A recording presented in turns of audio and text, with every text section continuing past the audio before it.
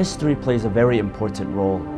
You can read a book 100 times, but if your heart does not connect with the tragedy, then you will not benefit from it.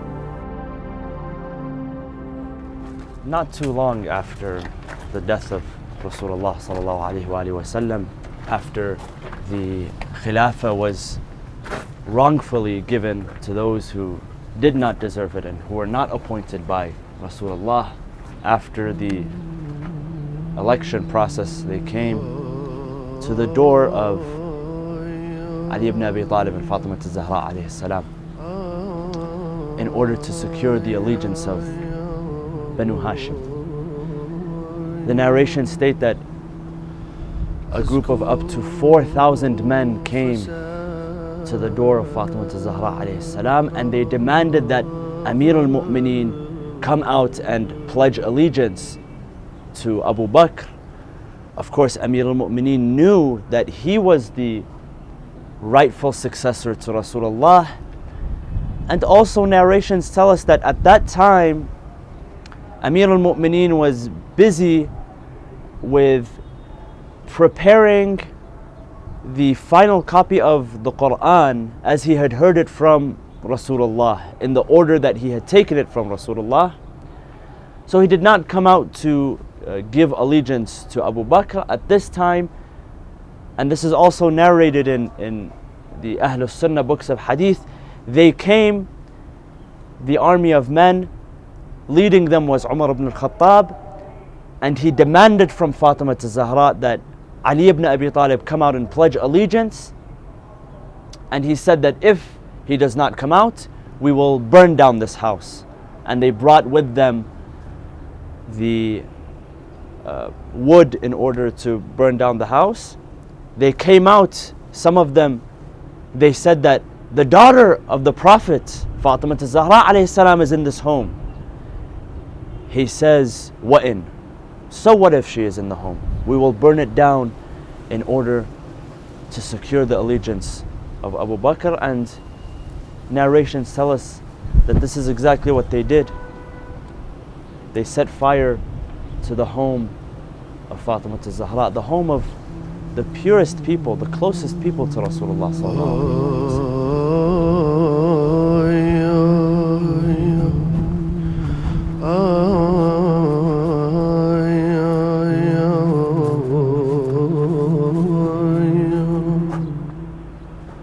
When the group of attackers came to the door of Amir al-Mu'mineen, after setting fire to the door, this is where the great tragedy takes place. They kicked the door in. Fatima alayhi salam was caught between the wall and the door, and from the door there was a nail which was sticking out, and this nail stabbed her in her ribs. And they began to push her, they began to squeeze her between the door and the wall until they broke her rib. This also led to her miscarrying her infant, miscarrying her baby in her womb, al-Muhassin or al-Muhsin.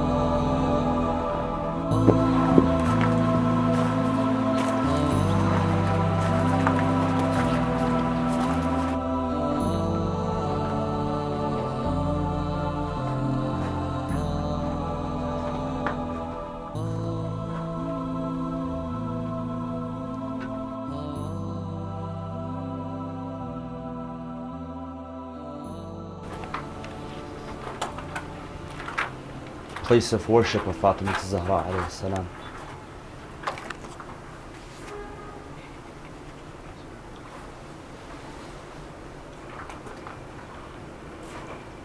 When Fatima alayhi salam was on her deathbed, she had instructed Amir al-Mu'mineen alayhi salam to prepare her and to bury her in the darkness of the night.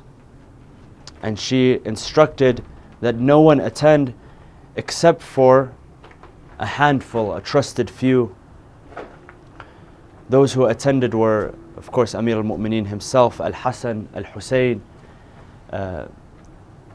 Ammar bin Yasir, Salman al-Muhammadi, and a couple of other loyal, close companions. She did not want to be buried in broad daylight.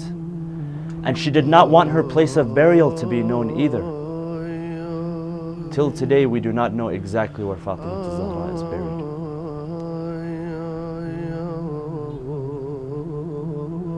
Amir al-Mu'mineen alayhi salam, a man who, according to all Muslims during the battle of Khaybar, lifted the gates of Khaybar with one hand, a job which 70 men combined could not do, did not find the strength to lift the lifeless body of Fatima Zahra alayhi salam. After washing her pure body and preparing her for burial, he sat in the corner and he began to weep.